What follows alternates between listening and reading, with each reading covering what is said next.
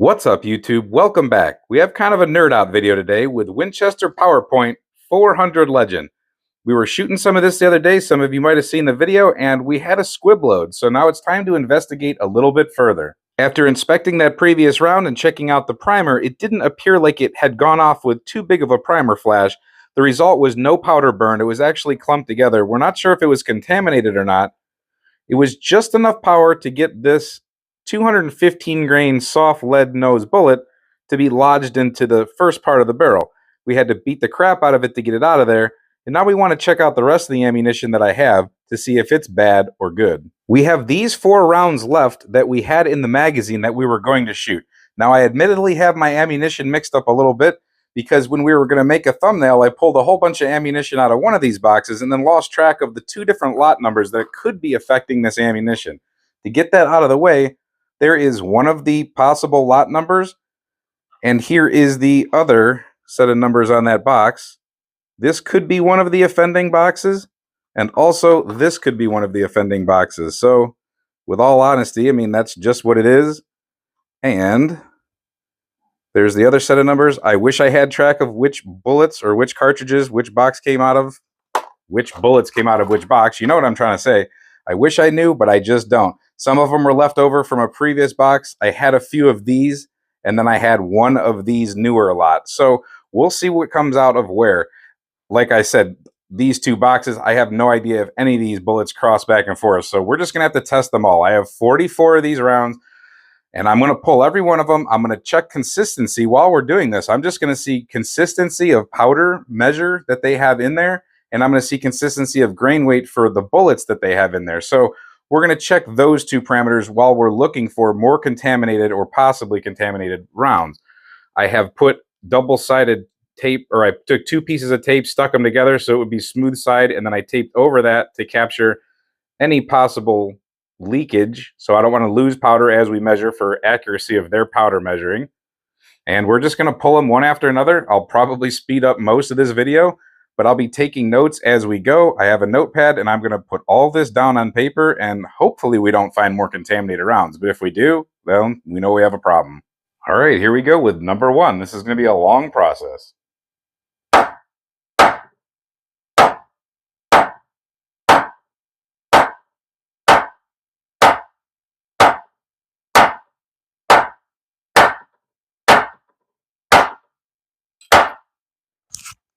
They're actually in there a little bit better than I thought they'd be.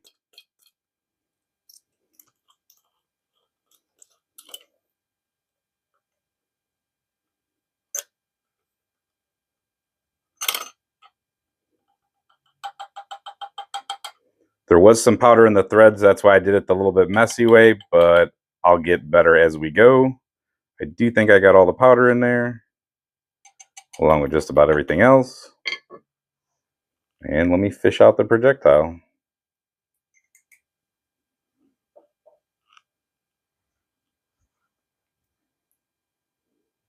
So what I'm going to be looking for with each case is that the case is nice and clean, and I'm going to be looking to make sure that the powder is nice and clean and dry, and this one appears to be so. I imagine when I'm using a kinetic puller that I could be shaking it up. If it does, clump, I could be unclumping it, but I don't have a collet puller, so this is what we're going to have to do.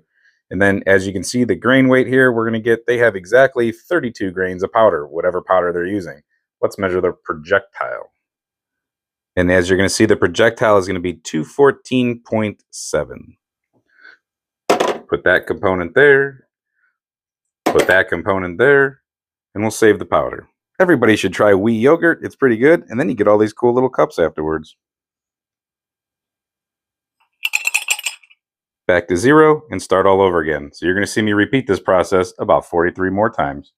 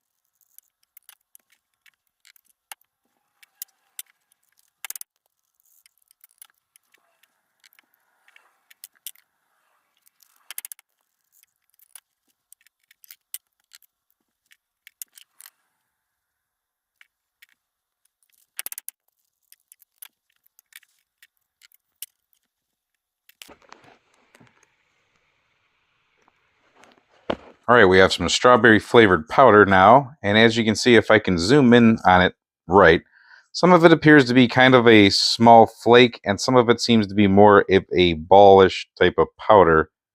I'm not sure if it's coming through totally well, but it is definitely an odd looking powder. I don't know exactly what it is. I'll try to figure it out for you. Now we have a nice pile of bullets and a pile of brass, and the brass, I'm going to have to check all these primers to make sure that they go off somewhat consistently. That was 43 altogether, and let's look at some numbers. You can pause it and look at it for yourself, but I can tell you right now, it's not match grade ammo, but it's not terrible. All right, that was 43 rounds pulled. I have all the empties in here. These are still primed, and we're going to go through them. We didn't see any terrible variance in powder measure or powder weight. We didn't see any terrible variance in projectile weight. I didn't notice anything. No oil, no residue, no odd looking powder. The powder itself looks a little odd, but there was nothing abnormal about it. So I'm just going to run 43 of these through here. And basically, it'll be fast forwarding for you, but I'll be going through them in real time. You'll see them. If we have a problem, we'll catch it. I'm just looking for abnormal sounds. I'm looking for a weak primer.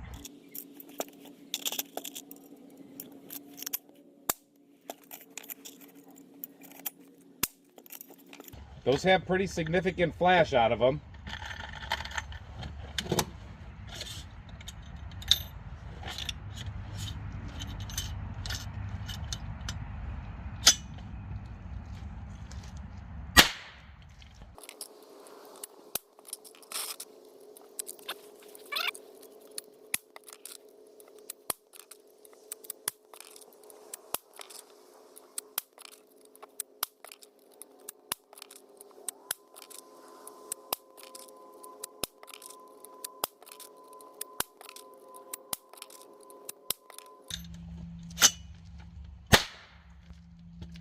That one right there was just a little bit weaker of a flash out there, I'd say.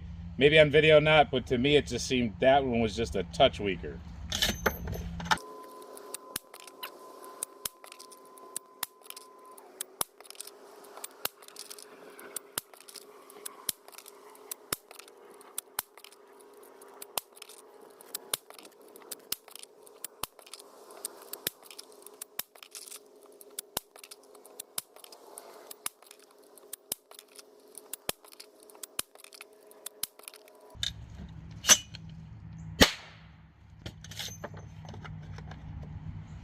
The last one.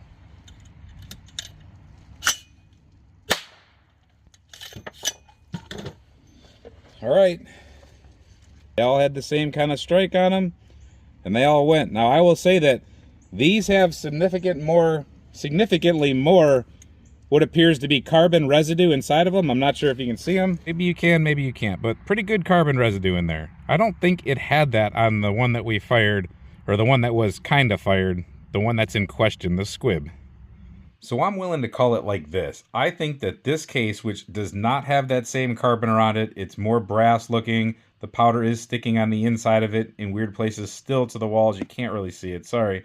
But I'm going to call this, that primer right there, I think that was a bad primer. I think it barely had enough to just go poof, just a tiny little bit. I don't know if there was just not enough spark or how that works. There could be the situation that people say about the overfire thing, or where the flame goes over the settled powder in the bullets or in the cartridge. So let me try to go ahead and see if we can put that to a test. Here's a previously unfired case. It was one of them that I took apart a while ago when I was loading handgun bullets. And I have an equivalent load here, pretty much what would be in any of these 400 Legend cases, and that's 33.5 grains of whatever 400 Legend powder they're using. And so we want to see how that fills up the case. We're trying to get an idea of case capacity, because we want to know if it's able to flash over. That's the term I was looking for. Flash over with that powder.